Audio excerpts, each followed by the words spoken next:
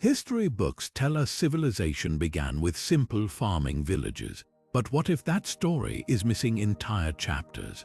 Scattered across our planet are silent stone witnesses, ruins so ancient, so precise, they shatter everything we thought we knew about human progress. These aren't just old buildings, they're riddles carved in rock, defying logic, timelines, even physics. Who built them? How? And why do so many share impossible similarities across oceans and millennia? From a 12,000-year-old temple buried in Turkey to underwater cities older than the pyramids, we're about to uncover 25 archaeological anomalies that rewrite history. Strap in, this journey will make you question not just the past, but what humans are truly capable of. And trust me, by the end, you'll never look at ancient ruins the same way again. Now let's turn our attention to the first two ruins that turn history upside down. Deep in southeastern Turkey, buried beneath a hill for millennia, lies Göbekli Tepe, a site so old it predates pottery, writing, and even agriculture. Picture this: massive limestone pillars, some weighing over 10 tons, carved with intricate animal reliefs and arranged in perfect circles. Archaeologists were stunned when dating revealed these structures were built around 12,000 years ago by hunter-gatherers. Wait, how? Societies weren't supposed to build monumental architecture until after settling down to farm. Yet here's Göbekli Tepe flipping the script entirely. Some researchers suggest this wasn't a village but a sacred space, a temple where nomadic groups gathered for rituals. But why invest such effort without permanent settlements? And those carvings, vultures, scorpions, foxes, are they symbols, warnings, or a forgotten mythology? The pillars were deliberately buried around 8000 BCE, as if someone wanted to preserve them. For whom? Then there's Gunung Padang in Indonesia, a mountain hiding what might be the world's oldest pyramid. Local legends called it sacred, but mainstream archaeology dismissed it as a natural hill, until surveys revealed layered stone terraces and hidden chambers. Carbon dating of soil samples suggests construction could stretch back 20,000 years. That's not a typo, 20,000.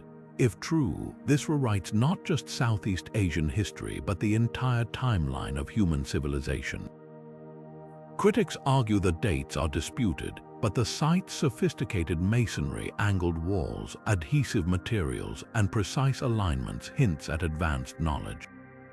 Even more baffling, Gunung Padang's possible connection to seismic activity. Some theorize it was built to harness or monitor Earth's energy. Here's the kicker: both sites share eerie similarities. No signs of housing, yet both required massive coordinated labor. No evidence of farming, yet they're astronomically aligned. Were these the work of a lost culture that mastered engineering before inventing the wheel? Or could they be remnants of a global civilization erased by time or catastrophe? Mainstream archaeology hesitates, but one thing's clear: our ancestors were far more capable and our past far more mysterious than we ever imagined. Next up, we're diving into ruins that blur the line between nature and human genius, one submerged beneath the Pacific, the other defying gravity in the middle of the ocean. Shifting gears to the ocean's depths, let's explore two ruins that challenge our understanding of ancient engineering. One lost beneath the waves, the other defying the very laws of gravity. First, we head to Japan's Yonaguni Monument, a sprawling underwater labyrinth off the coast of Yonaguni Island. Discovered by a diver in the 1980s, this massive structure features terraces, staircases, and what appear to be carved pillars, all submerged under 60 feet of water. The debate: is this a natural rock formation shaped by currents, or the remains of a man-made city swallowed by the sea? Geologists point to the region's seismic activity, arguing that sandstone can fracture into geometric patterns. But then there's the kicker: the structure's near-perfect right angles and seemingly intentional carvings, including what looks like a human face and a turtle-shaped platform. If this was crafted by human hands, it would mean an advanced civilization thrived here over 10,000 years ago before rising sea levels claimed it. Could this be a relic of the mythical lost continent of Mu, or simply Mother Nature's artistry? The mystery lingers, as compelling as it is unresolved. Now let's surface to the Pacific and journey to Nan Madol, a floating city in Micronesia that seems ripped from a fantasy novel.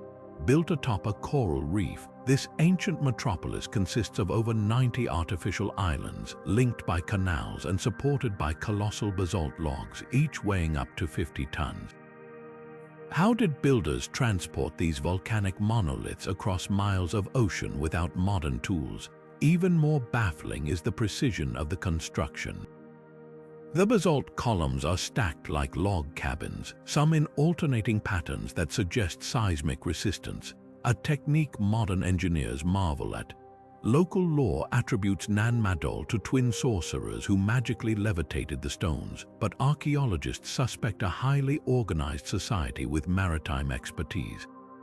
Yet there's no evidence of quarries or tools on nearby islands. Who were these people and why did they vanish? The site's nickname, the Venice of the Pacific, hardly captures its enigma. Here's what ties these ruins together. Both push the boundaries of what we thought possible. Yonaguni's submerged structures hint at forgotten coastal civilizations, while Nan Madol's gravity-defying engineering suggests lost knowledge of physics and hydrology. Were these sites products of cultures ahead of their time, or is mainstream archaeology missing a broader narrative? One thing's certain, the ocean, with its sunken secrets and floating marvels, still has stories to tell. Next, we're venturing into the heart of the Andes, where two more ruins, one with stones so precisely cut they defy blades, the other with blocks scattered like a cosmic explosion, wait to unravel another layer of history's greatest puzzles. Leaving the ocean's mysteries behind, we now turn our attention to the towering stone marvels of the Andes, where two ruins defy explanation with their uncanny precision and enigmatic origins. First, let's ascend to the heights of Peru's Sacsayhuamán, a fortress overlooking Cusco that stumps engineers to this day. Its walls, built from massive limestone blocks weighing up to 300 tons, fit together so tightly you can't slip a sheet of paper between them. No mortar was used, yet the zigzagging walls have survived centuries of earthquakes. How the stones are subtly rounded at the edges and interlock like puzzle pieces, a technique called ashlar masonry. But here's the twist. Some blocks have as many as 12 angles, each cut with such precision that modern laser tools would struggle to replicate them. Even more baffling are the knobs protruding from certain stones. Some researchers suggest these were handles for levitation, while others think they aided in transport. Local legends say the gods themselves placed the stones, but mainstream archaeology credits the Inca. Yet the Inca had no written records of constructing Sacsayhuamán, and their tools, bronze chisels and stone hammers, seem woefully inadequate for such craftsmanship. Could this be the work of a far older culture, one with knowledge we've since lost? Now, let's journey to Bolivia's Puma Punku, a site that looks like the aftermath of an ancient explosion.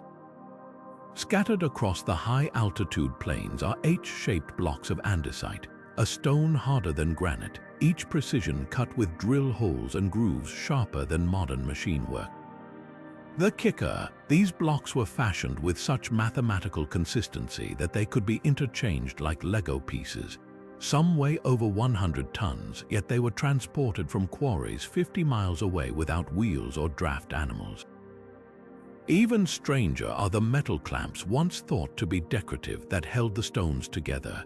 Analysis shows they were made from an unusual copper-arsenic-nickel alloy, a blend not known in the region at the time. Mainstream theories attribute Puma Punku to the Tiwanaku culture around 500 AD, but the site's complexity and apparent astronomical alignments suggest an older, advanced blueprint.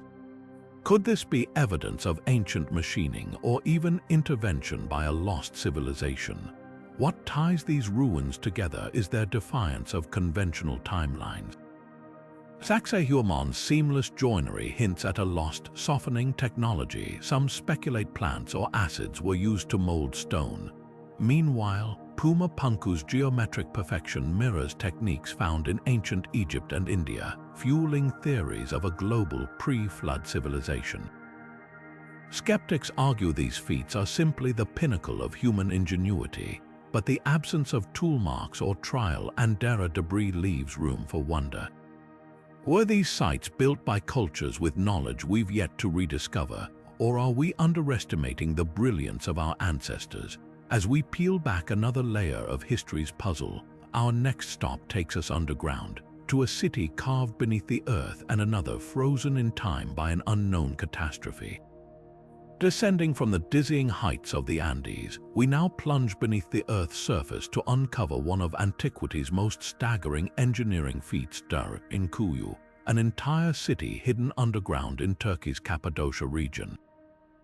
Imagine a labyrinth stretching 18 levels deep, with space for up to 20,000 people, complete with ventilation shafts, wineries, chapels, and even livestock pens, all carved into volcanic rock over 3,000 years ago. This wasn't just a hideout, it was a self-sustaining metropolis designed to endure sieges for months. The massive circular stone doors, each weighing up to half a ton, could seal off entire sections in an instant. But who built it? Locals credit the Phrygians, while others point to early Christians fleeing persecution.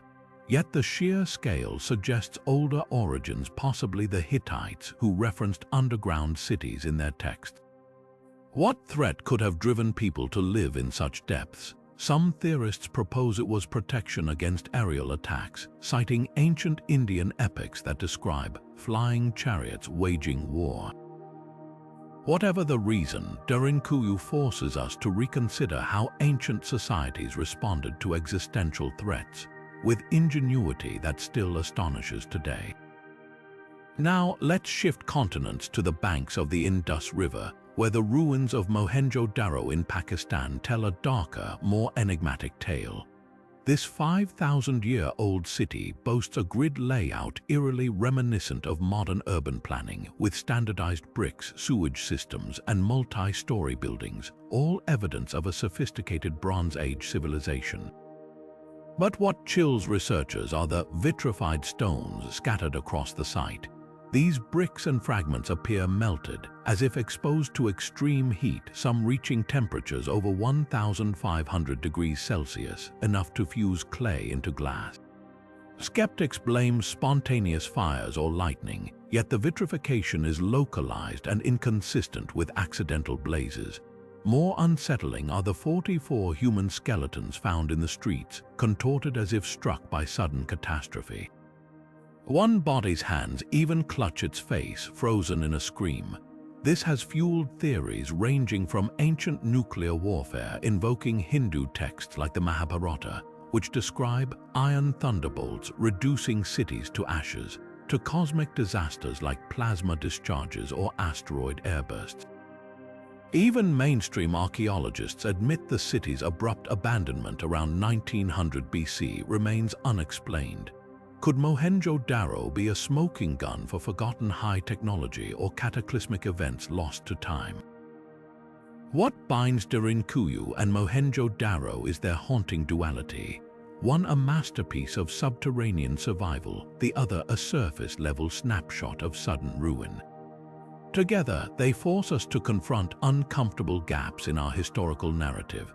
Were these cities designed to outlast threats we can scarcely imagine? Or do their ruins whisper of tragedies we've yet to fully decipher?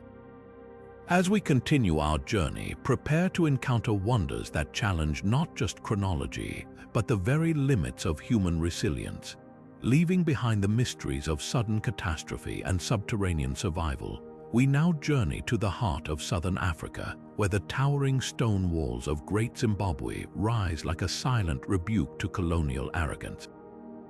This sprawling complex, built between the 11th and 15th centuries, was once dismissed by European settlers as too advanced to be of African origin, ignoring the overwhelming evidence of its Shona creators. The city's signature feature, the Great Enclosure, stretches 250 meters in circumference, with mortar-free walls stacked so precisely that not even a knife blade can slip between the stones. At its center stands a conical tower, its purpose still debated. Was it a grain silo, a symbolic phallus, or an astronomical marker?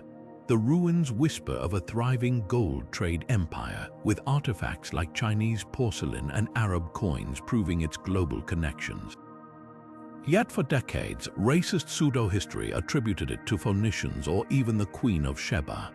Today, Great Zimbabwe stands as a testament to Africa's overlooked ingenuity, a civilization that mastered urban planning, hydraulics, and monumental architecture while Europe languished in the Dark Ages. Now, let's cross the Atlantic to Teotihuacán, the city of the gods in Mexico, where another enigma unfolds under the watchful gaze of the Pyramid of the Sun. Built around 200 BC, centuries before the Aztecs rediscovered it, this metropolis boasted a population surpassing 120,000, making it one of the largest cities of the ancient world. What stuns researchers isn't just its scale, but its celestial precision. The entire city aligns with the Pleiades star cluster, while the Avenue of the Dead points directly to the setting sun on August 12th, a date marking the start of the Mesoamerican calendar. Even more puzzling are the sheets of mica, a mineral that blocks radiation found embedded in its structures, identical to deposits in Brazil over 3,000 kilometers away. Who transported it and why? The Aztecs believed Teotihuacán was built by giants, while modern theories range from an extinct Mesoamerican culture to a melting pot of migrants. Yet the city's sudden collapse around 650 AD remains as mysterious as its origins. What unites Great Zimbabwe and Teotihuacán is their defiance of colonial narratives and chronological assumptions. One shattered racist myths of African primitiveness, the other appended timelines of Mesoamerican development. Both force us to ask how many more civilizations have been erased by the arrogance of history's gatekeepers. As we continue, prepare to encounter ruins that don't just defy time, they challenge the very way we reconstruct the past. Shifting our gaze to the eastern Mediterranean, we arrive at Baalbek in modern-day Lebanon, home to some of the most baffling megaliths ever crafted by human hands, if, in fact, humans were the builders at all. The Roman Temple of Jupiter stands atop a platform featuring 3 monstrous stones known as the Trilithon, each weighing approximately 800 tons. But beneath them lies an even greater enigma. A 4th block, nicknamed the Stone of the Pregnant Woman, clocks in at a staggering 1,000 tons, equivalent to 200 elephants. The precision with which these stones were cut and fitted defies Roman engineering capabilities, leading some to speculate they're remnants of an older, far more advanced culture. How were they moved? Modern tests with cranes and machinery struggle to replicate such feats, fueling theories of lost vibration or anti-gravity technologies. Meanwhile, in the shadow of Egypt's Great Pyramid, the Osireion at Abydos presents another chronological puzzle. Unlike the sleek limestone of dynastic temples, this subterranean structure is built with crude, cyclopean blocks reminiscent of much older sites like Sacsayhuamán. Its central hall is perpetually flooded, with water levels matching the nearby Nile, a feature some believe was intentional, mirroring the primordial waters of creation in Egyptian mythology. The irony, while credited to Pharaoh Seti I, the Osireion's construction style and erosion patterns suggest it predates him by millennia. The floor's sediment layers even contain fossils inconsistent with the dynastic era, pointing to a possible pre-pharaonic origin. What binds Baalbek and the Osireion is their silent challenge to linear history. Both sites bear the fingerprints of 2 distinct eras, one visible, the other obscured. Could they be proof of a global reset event, where fragments of a forgotten super-civilization were repurposed by later cultures? From Lebanon's titanic stones to Egypt's flooded crypt, these ruins force us to confront an uncomfortable question. are we merely the latest chapter in a story far older than we dare imagine? Now let's dive beneath the waves to uncover two sunken mysteries that might rewrite our understanding of ancient civilizations. First, off the coast of modern-day Gujarat, India, lies the legendary city of Dwarka, said to have been the kingdom of Lord Krishna. According to Hindu texts like the Mahabharata, Dwarka was a flourishing metropolis until it sank into the sea after Krishna's death. For centuries, this was dismissed as myth, but in the 1980s, marine archaeologists discovered massive stone structures, walls, and even artifacts like pottery and anchors at depths matching the descriptions. The layout eerily aligns with ancient accounts of a grand city with well-planned streets and gateways. The real shocker, carbon dating places some findings at over 9,000 years old, far older than traditional timelines for Indian urban civilization. Could this be evidence of a sophisticated pre-Vedic society wiped out by rising seas? Meanwhile, halfway across the world, another underwater enigma emerged. In 2001, off Cuba's western coast, sonar scans revealed symmetrical stone formations at depths of around 2,000 feet, far too deep for conventional human habitation. The site, dubbed the Sunken City of Cuba, features what appear to be pyramids, roads, and circular structures, all covered in sand and coral. Geologists argue the formations could be natural, but the precision of the angles and layouts has others convinced they're man-made. If human hands did carve these structures, they'd have to predate the last ice age, when sea levels were low enough to expose this area. That would place them over 12,000 years ago, a time when mainstream archaeology insists humans were primitive hunter-gatherers.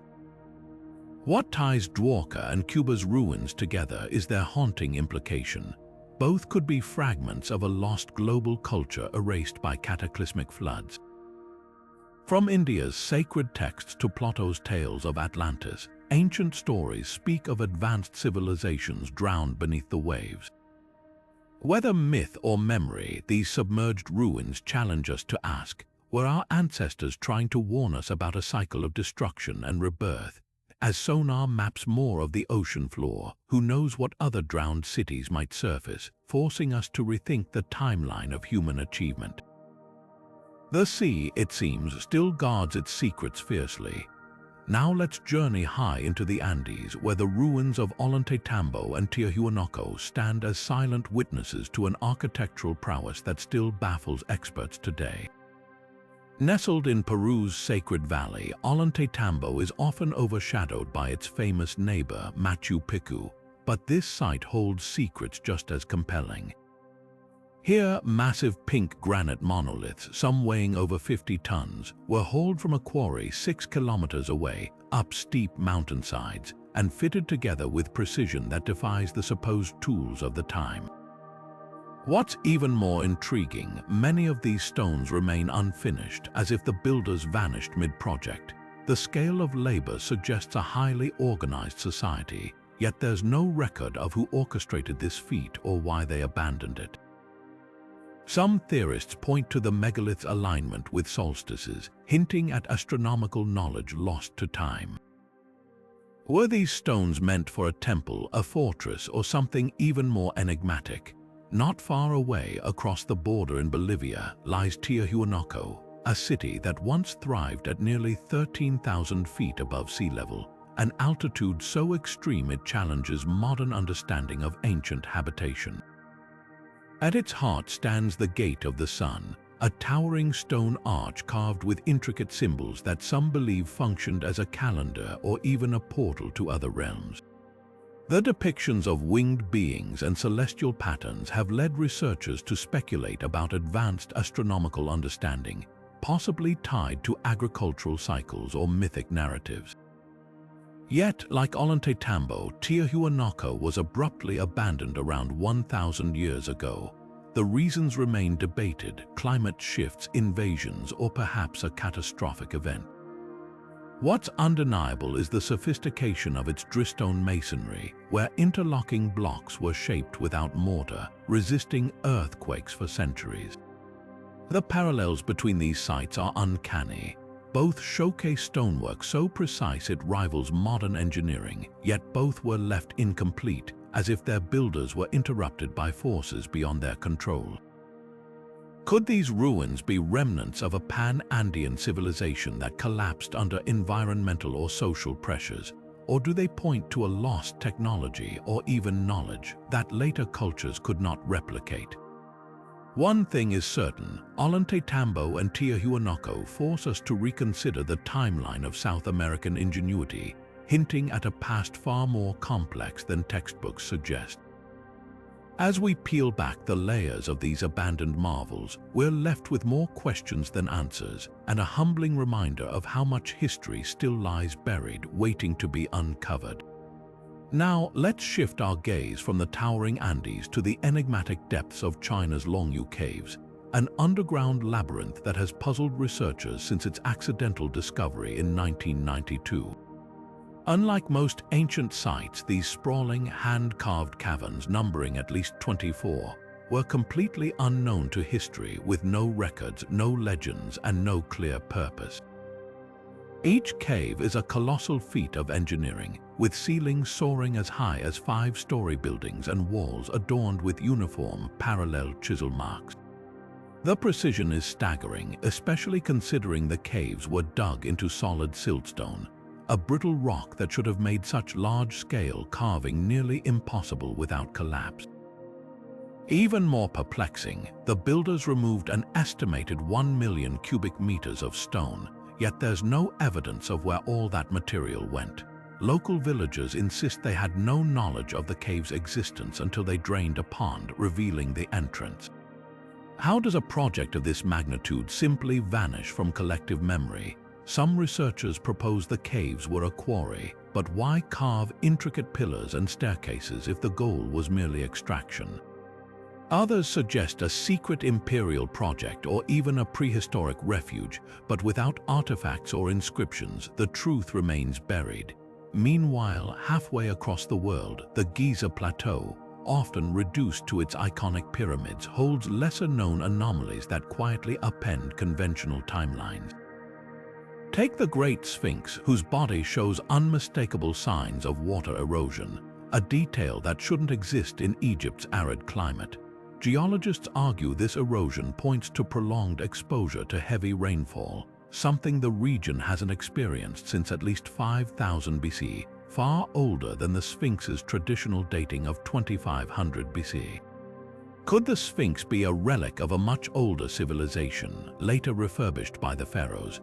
Nearby, the so-called Wall of the Crow features megalithic blocks weighing up to 200 tons, some placed with joints so tight you can't slip a razor blade between them. These techniques mirror those at Ollantaytambo and Tiahuanaco, raising eerie questions about a possible global network of lost builders. Even the pyramids themselves harbor inconsistencies, like the absence of hieroglyphs in their inner chambers, odd for a culture that documented everything. What binds these sites together is their defiance of tidy explanations. The Longyu Caves' sheer anonymity clashes with their sophistication, while Giza's anomalies hint at a timeline far messier than Egyptology admits. Could these ruins be fragments of a pre-flood world, as some alternative historians propose, or do they reflect cycles of civilization we've yet to comprehend? As we piece together these puzzles, one thing becomes clear. History isn't a straight line but a tangled web, and every discovery pulls at another thread. Moving from the timeless enigmas of China and Egypt, let's turn our attention to two sites separated by millennia yet united by their cryptic purpose. In the windswept fields of Brittany, France, stand the Karnak stones, a staggering assembly of nearly 3,000 megaliths arranged in eerily precise rows. Dating back to 4500 BCE, older than Stonehenge, these towering stones stretch over 4 kilometers, their alignment mirroring celestial patterns. Were they an ancient astronomical calendar, a sacred procession path, or even markers for seismic energy, as some fringe researchers suggest? Local legends claim they're a Roman army petrified by Merlin, but the truth is far stranger. Unlike other Neolithic sites, Karnak stones lack burial artifacts or carvings, stripping away easy interpretations. Their sheer scale, some weighing 50 tons, hints at a society with advanced organization, yet their builders left no written clues. Even more intriguing, the stone's magnetic properties, with certain pillars registering anomalies that still puzzle geologists today. Were they meant to interact with forces beyond our understanding? Now, fast forward to 20th century America, where another set of stones whispered secrets until they were silenced. The Georgia Guidestones, erected in 1980 in rural Georgia, were a modern megalithic puzzle. 6 granite slabs inscribed with 10 commandments in 8 languages, urging humanity toward sustainability and global unity. Towering at 19 feet, their messages ranged from pragmatic, maintain humanity under 500 million, to cryptic, balance personal rights with social duties. The anonymous sponsors, operating under the pseudonym R.C. Christian, claimed the stones were a guide for post-apocalyptic civilization. But in 2022, the monument was dynamited officially by vandals, though conspiracy theories swirl. The Guidestones' abrupt destruction only deepened their mystery. Why were they targeted? Were they a benign utopian vision or something darker? The contrast between these sites is stark. Karnak stones, weathered by 6,000 years of silence, and the Guidestones, deliberately erased after just 4 decades. Yet both seem designed to communicate across time. Karnak, perhaps to ancestors or gods, the Guidestones to a future society. Both defy their era's norms. Neolithic farmers shouldn't have had the means to erect Karnak's army of monoliths, just as 20th century eccentrics shouldn't have crafted a stone manifesto echoing ancient prophetic traditions. Could these monuments be part of a recurring human impulse to leave warnings or wisdom for the far future? Or do they reflect a deeper, shared symbolism we've yet to decipher? Whether ancient or modern, their messages remain just out of reach, teasing us with fragments of a code we're still learning to read. Now, let's descend into the depths of another kind of mystery, one that doesn't just defy chronology but plays tricks on the mind itself. Hidden beneath the island of Malta lies the hypogeum of Hal Saflieni, a labyrinthine underground temple carved over 5,000 years ago. This isn't just a burial site, it's an acoustic marvel. The hypogeum's chambers are designed with such precision that voices resonate at specific frequencies, creating eerie echoes that seem to come from nowhere. Modern tests reveal that sounds produced in certain niches vibrate at 110 Hz, a frequency scientists now know can alter brain activity, triggering trance-like states. Was this intentional? The builders left no written records, but the effect is undeniable. Some researchers believe the hypogeum was a prehistoric sound temple, where rituals harnessed vibrations to connect with the divine or induce visions. Meanwhile, on the other side of the world, Peru's Chavindahuanca holds its own mind-bending secret.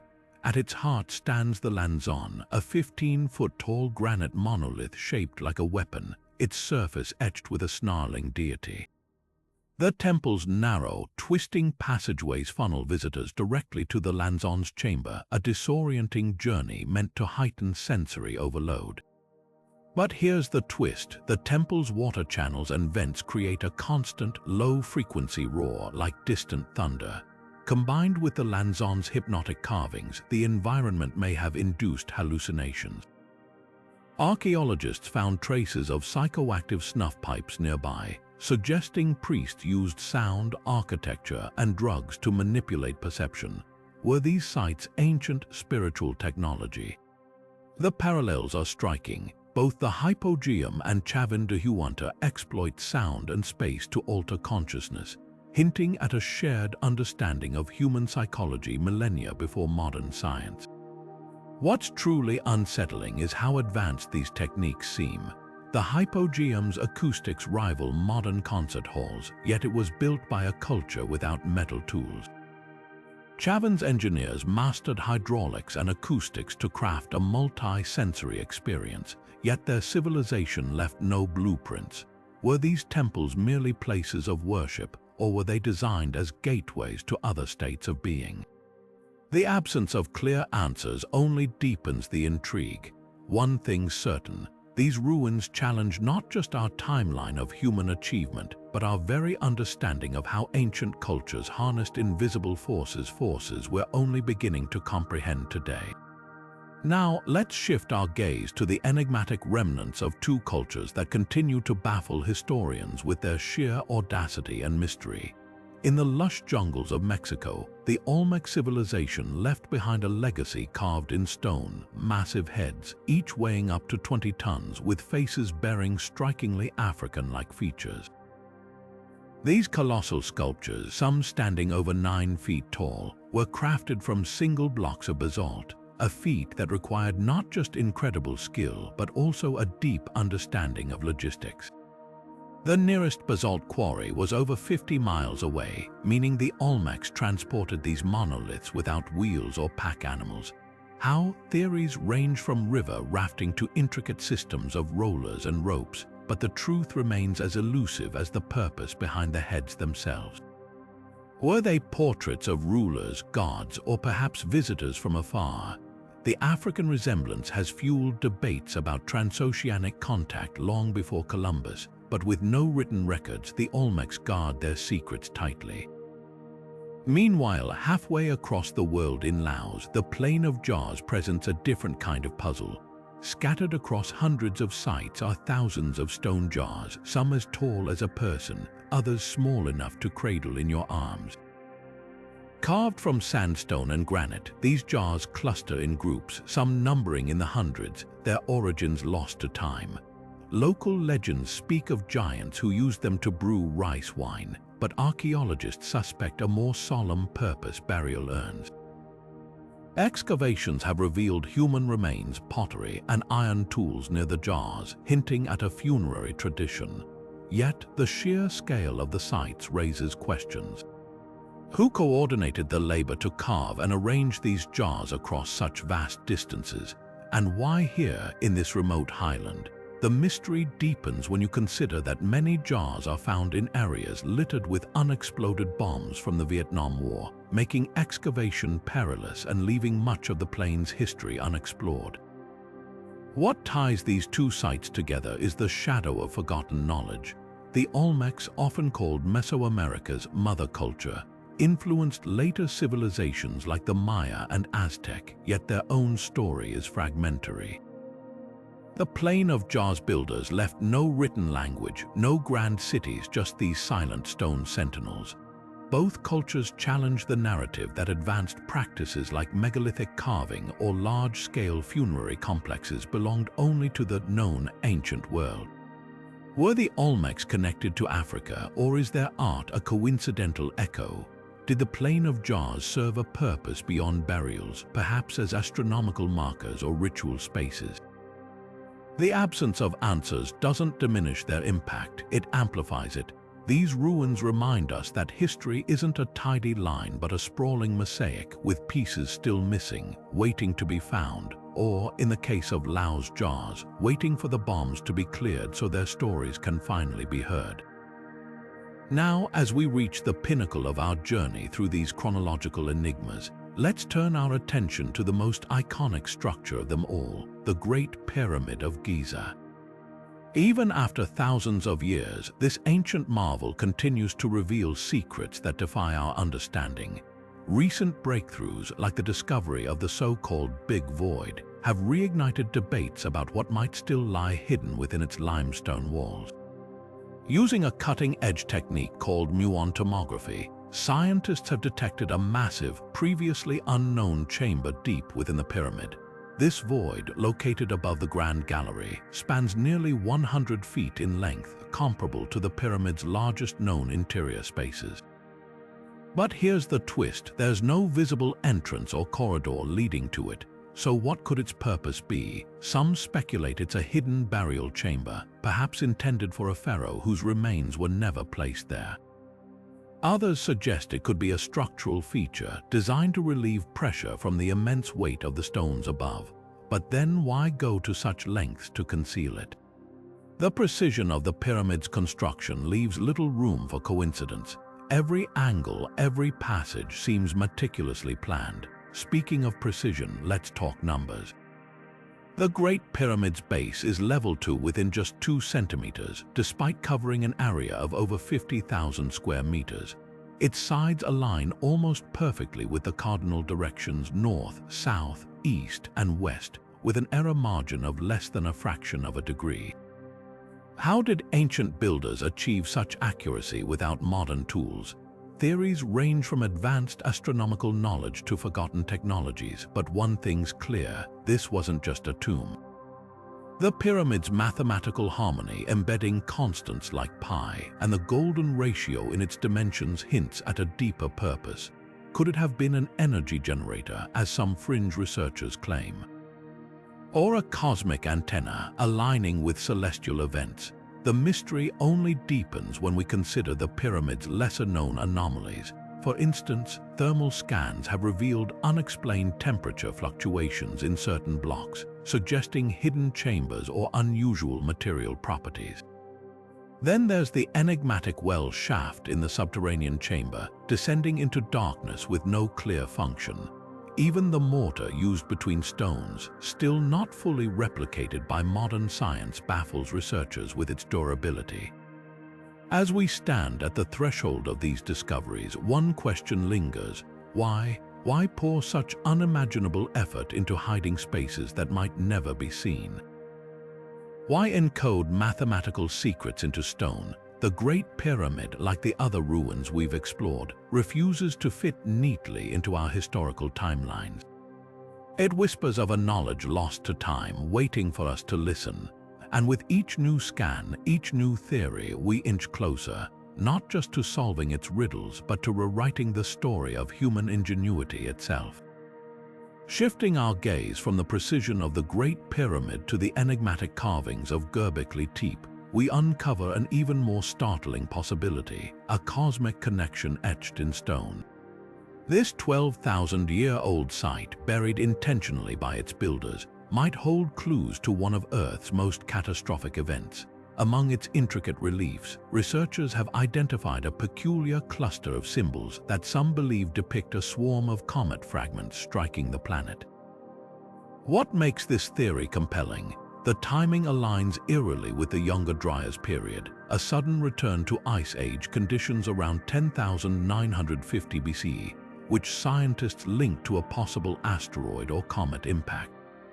The carvings in question, found on a pillar known as the Vulture Stone, show a scorpion, a headless man, and a series of dots that resemble celestial bodies.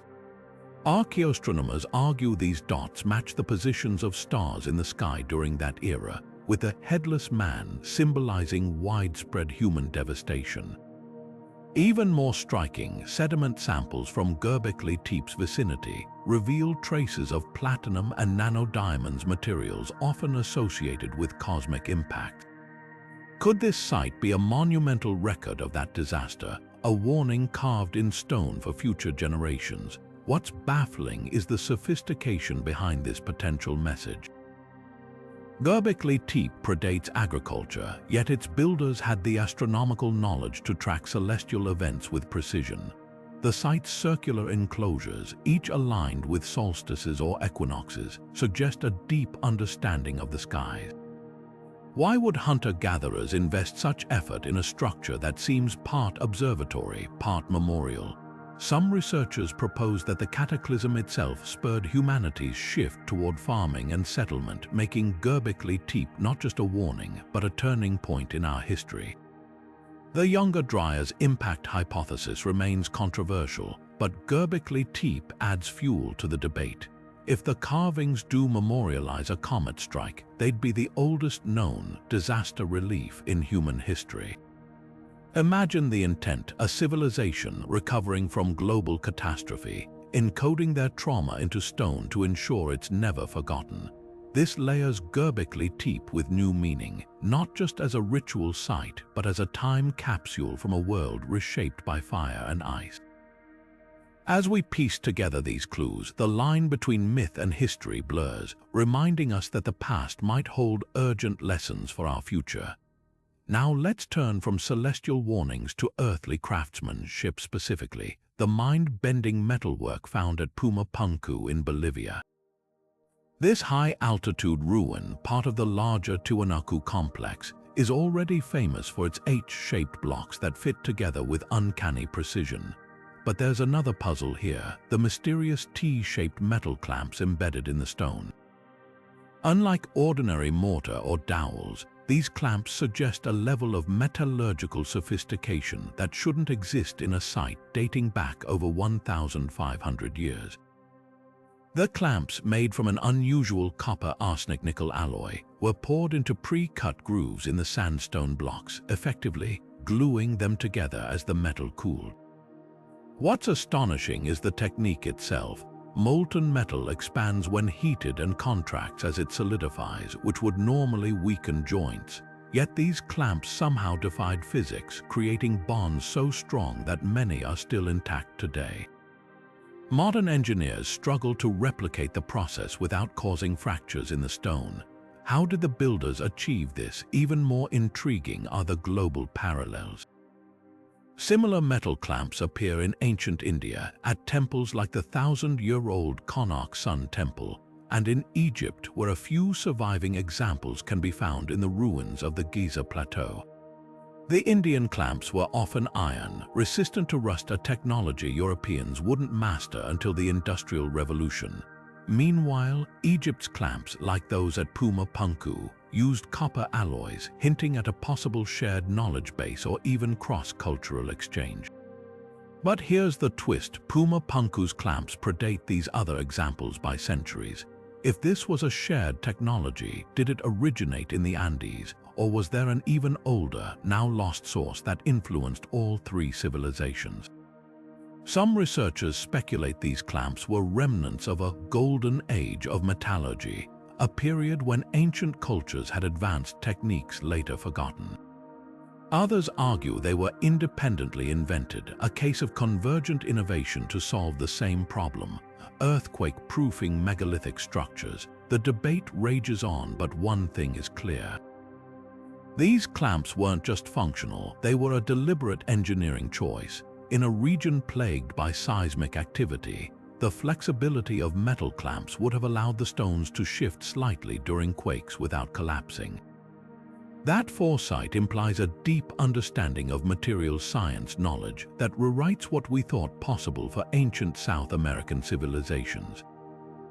Whether borrowed, inherited, or invented, Puma Punku's metal clamps stand as silent testimony to a forgotten chapter of human ingenuity. Now, shifting our gaze from the metal marvels of Puma Punku to the scorched remnants of Mohenjo-Daro, we uncover yet another enigma that challenges conventional history. Nestled in modern-day Pakistan, the ruins of this ancient city reveal something bizarre: stones fused together as if subjected to extreme heat, a phenomenon known as vitrification. These aren't just cracked or charred rocks, they're literally melted, with surfaces turned to glass. How could such intense temperatures have occurred in a civilization dating back over 4,000 years? The most startling theory suggests Mohenjo-Daro might have been the epicenter of an ancient nuclear explosion. Skeptics dismiss this as science fiction, but the evidence is hard to ignore. Layers of rubble appear abruptly flattened, as if by a sudden, catastrophic force. Human skeletons litter the site, many with radiation-like burns, their hands clenched in agony. Even more puzzling, the vitrified stones are concentrated in specific areas, mirroring the blast patterns of modern atomic tests. Could this be evidence of a lost technology, or even an ancient war waged with unimaginable weapons?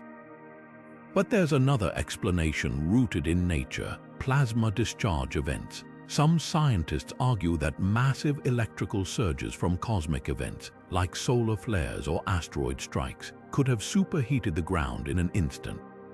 This theory ties into broader catastrophism, pointing to similar vitrified stones found in Scotland's hill forts and France's mysterious glass fields. These global parallels hint at a possible natural disaster on a planetary scale. What's eerie is that Hindu texts like the Mahabharata describe battles with weapons that sound eerily like nukes, blazing arrows, that turned cities to ash and left survivors with falling hair and brittle nails. Are these mere myths or fragmented memories of real events? The debate takes another twist when examining Mohenjo-Daro's urban design. The city was remarkably advanced, with grid-planned streets, drainage systems, and multi-story buildings, hardly the work of a primitive society. Yet its demise was so sudden that valuables were left undisturbed in the streets, as if people vanished mid-action. No volcanic eruptions or earthquakes explain this. The vitrified stones remain the smoking gun, but their origin, whether man-made or cosmic, is still hotly contested. What's undeniable is that Mohenjo-Daro forces us to reconsider the capabilities of ancient civilizations. Were they victims of a celestial catastrophe, or did they possess and tragically misuse technology we've only rediscovered in the last century? The vitrified stones, like Puma Punku's clamps, whisper of knowledge lost to time. Whether forged by war or the heavens, their silent testimony begs the question: how much of humanity's past remains buried beneath the dust of dogmatic history? Moving from the scorched mysteries of Mohenjo-Daro to the colossal stones of Baalbek, we encounter a challenge that defies not just chronology but the very limits of human ingenuity.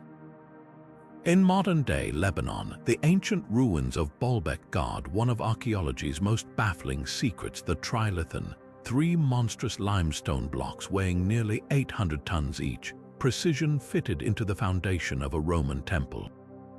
To put that in perspective, each stone is heavier than 2 fully loaded Boeing 747 jets. The question isn't just who placed them there, but how. Modern engineers scratch their heads at the logistics.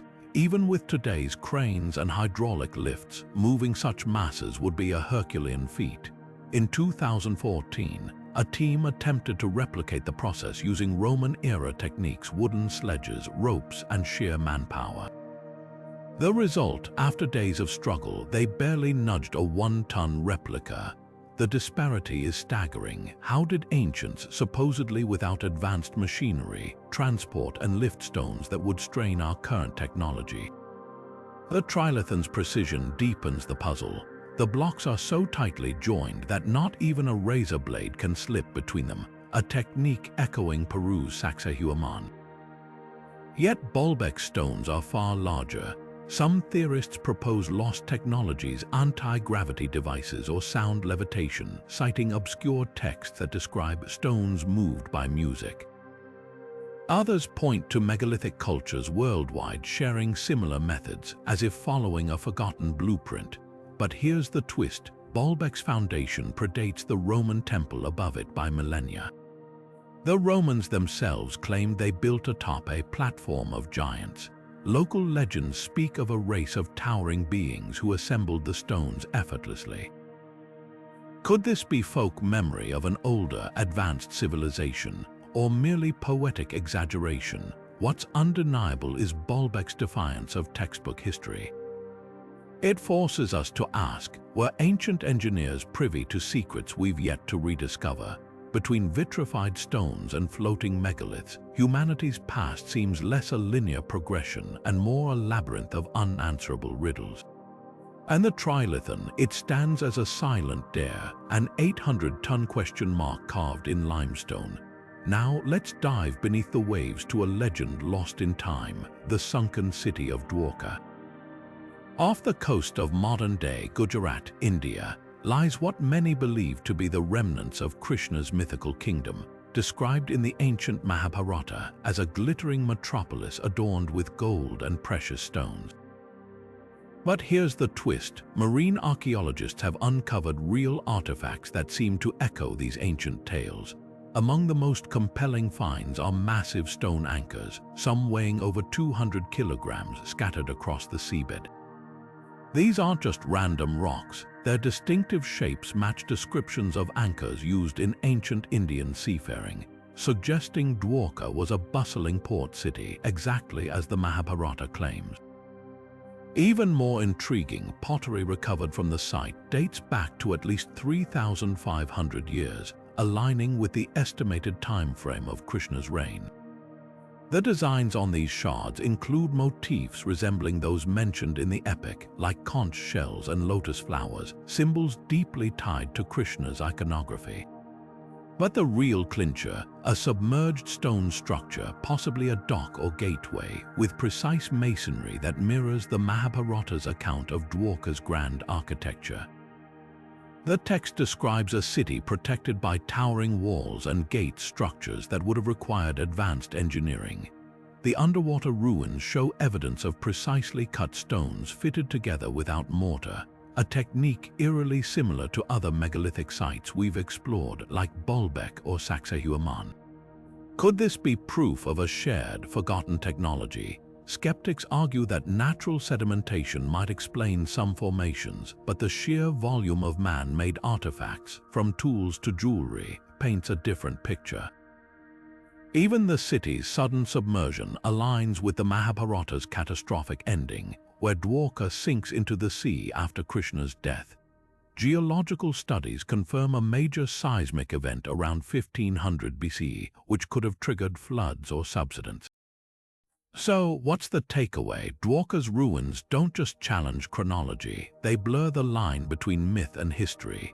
If these artifacts truly belong to Krishna's city, they force us to reconsider how much truth might be woven into ancient legends.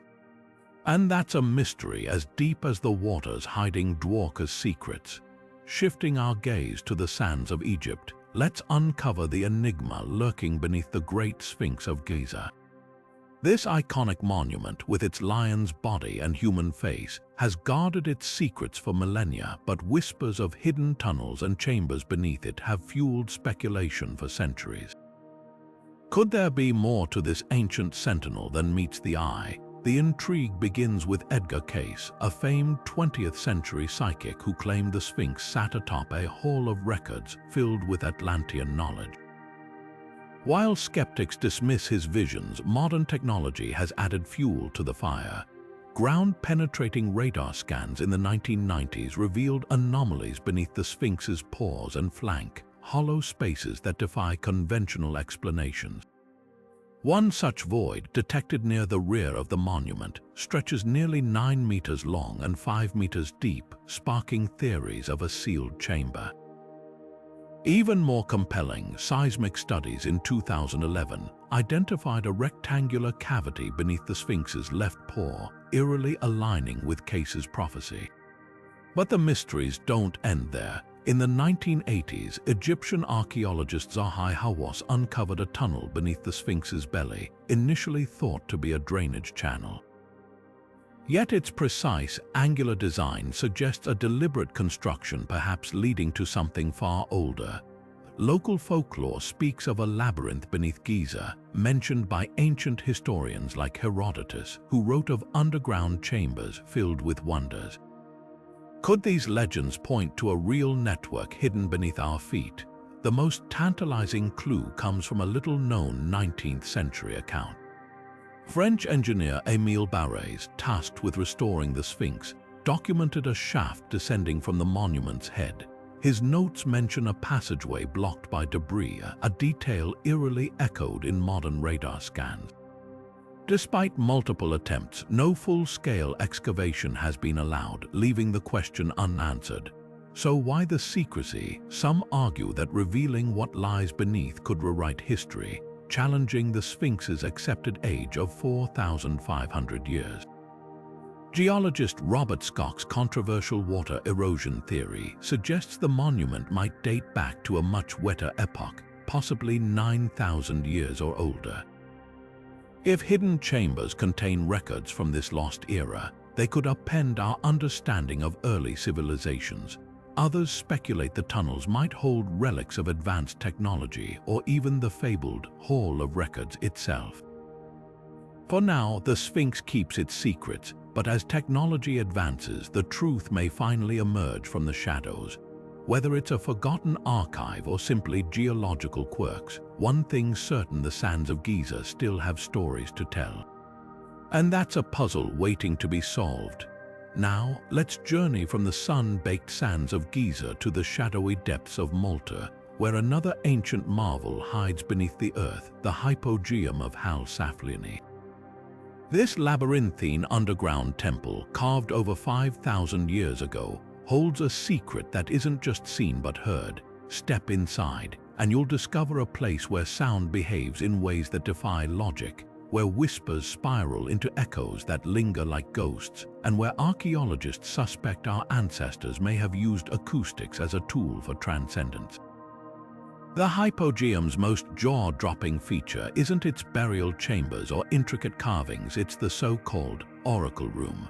Speak into this small, oval niche, and your voice resonates at a frequency that vibrates through your bones, a phenomenon modern researchers call standing waves. In 2010, a team from the University of Malta teamed up with audio engineers to map these anomalies. They found that sound in the oracle room peaks at exactly 110 Hz, a frequency known to alter brain activity. Studies at Stanford and other institutions suggest this specific pitch can shift consciousness, suppressing the prefrontal cortex linked to logical thought and potentially triggering trance-like states. But the hypogeum's designers didn't stop there. The entire complex acts like a giant resonance chamber.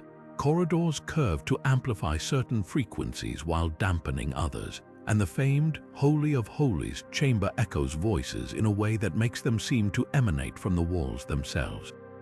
In 2014, a musician named Ruben Zara recreated these effects using replica chambers, proving the acoustics weren't accidental. When he played period-appropriate drums and flutes, the sounds morphed into eerie harmonies, as if the hypogeum itself was tuning the music. What were the builders thinking? Some scholars argue these sound effects mimic the voices of deities or ancestors, creating a bridge between worlds during rituals. Others point to skulls found in the hypogeum showing elongated craniums, a trait linked to deliberate head binding in spiritual cultures, hinting that altered states were central to ceremonies here. Even more chillingly, local legends speak of the hypogeum's lower levels now flooded, where singing could once be heard from underwater passages. Modern attempts to unlock these secrets continue. In 2018, a team used laser scanning to create a 3D acoustic model, revealing how precisely the hypogeum's architect sculpted sound. Yet for all our tech, we're left with the same haunting question. Did these Neolithic engineers understand acoustics better than we do? One thing's clear: the hypogeum wasn't just a tomb or temple. It was an instrument, and its music still echoes with the whispers of a lost spiritual science. Leaving the echoing chambers of Malta's hypogeum behind, we cross oceans and millennia to confront one of archaeology's most contentious debates: the striking African features of the Olmec colossal heads. These towering stone sculptures, carved by Mesoamerica's first major civilization around 3,000 years ago, depict faces with broad noses, full lips, and even headgear resembling traditional African helmets. But how could these unmistakable features appear in pre-Columbian Mexico, thousands of years before recorded transatlantic voyages? The mystery begins with the heads themselves.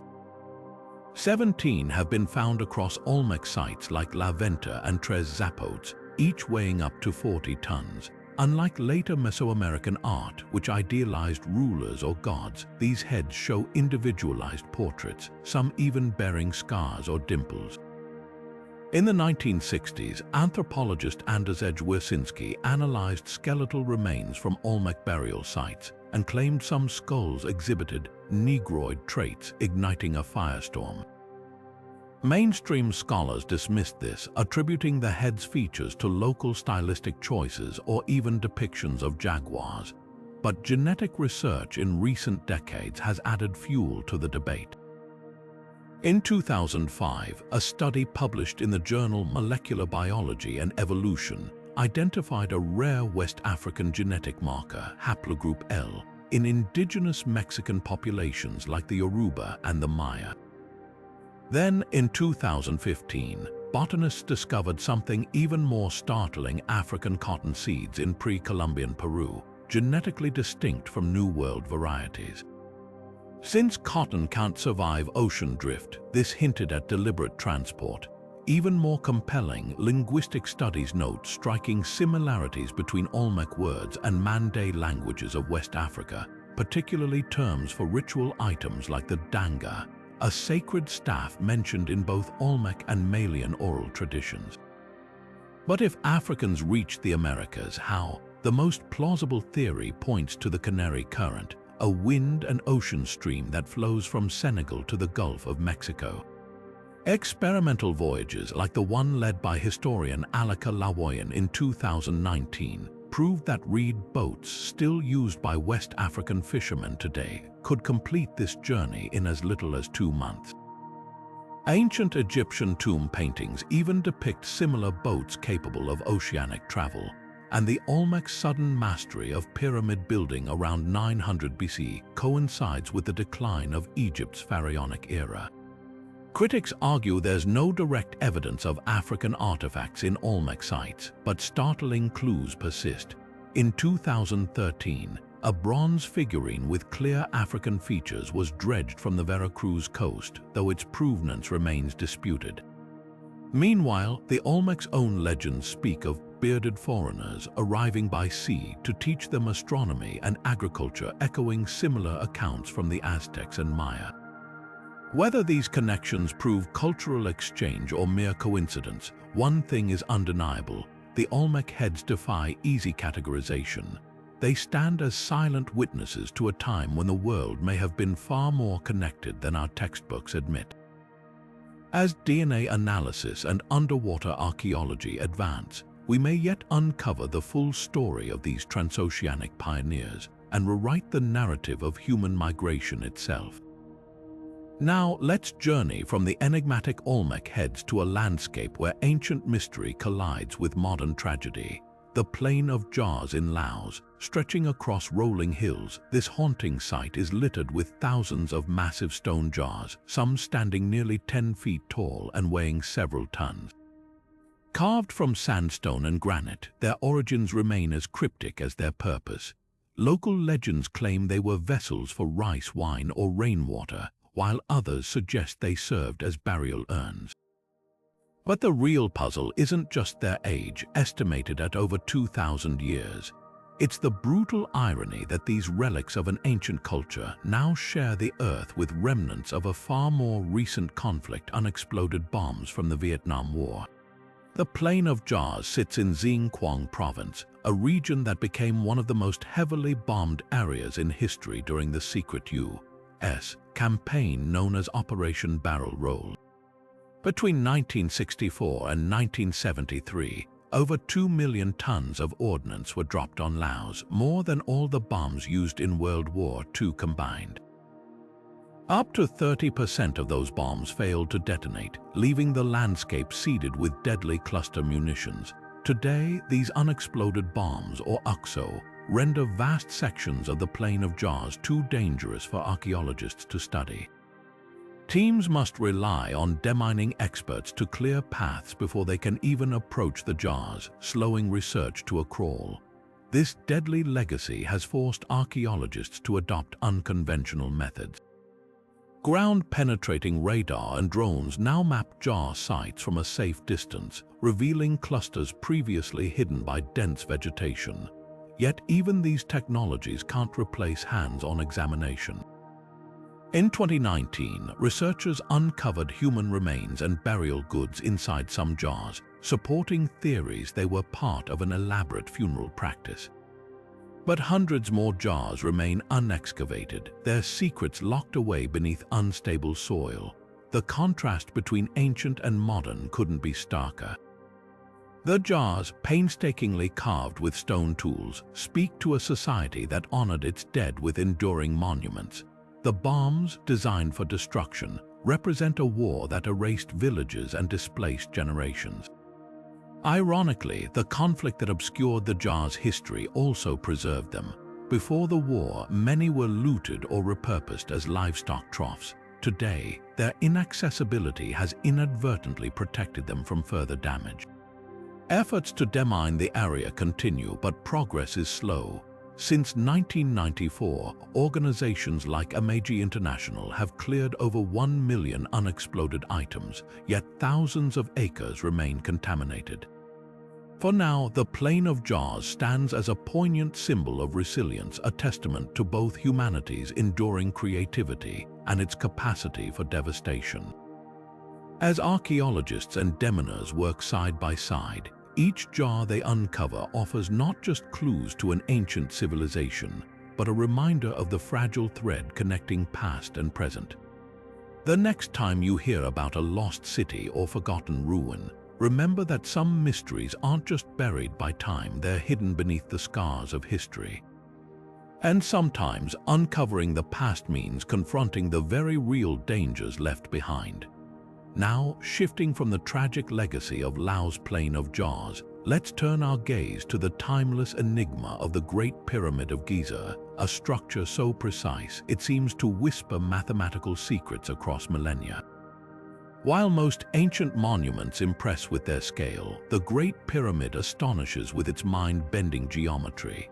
Its dimensions aren't just random, they're locked in a cosmic dance with the very fabric of mathematics and Earth itself. Take the pyramid's base perimeter. If you divide it by twice its height, you get a number startlingly close to pi, 3.1416. This isn't just a coincidence. The ancient Egyptians, who supposedly lacked our modern understanding of pi, somehow encoded it into stone with flawless accuracy.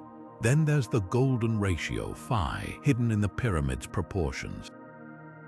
The ratio of the slant height to half the base length mirrors phi's 1.618, a number revered in nature, art, and even human anatomy. But the mysteries deepen when you scale up the pyramid's measurements. Multiply its height by 43,200 and you get Earth's polar radius. Its perimeter, multiply that same number and you're staring at Earth's equatorial circumference. These alignments are too precise to dismiss as chance. They suggest the builders possessed knowledge of our planet's dimensions long before modern science confirmed them. This has led some researchers to propose a radical idea that the Great Pyramid wasn't just a tomb, but a machine or energy generator. The pyramid's interior shafts align with constellations like Orion's belt, hinting at celestial connections. Its limestone casing stones, now mostly gone, were once polished to mirror like perfection, possibly to reflect or channel energy. Even the materials matter. The pyramid's granite contains quartz, a mineral known for its piezoelectric properties, which could theoretically harness vibrational energy.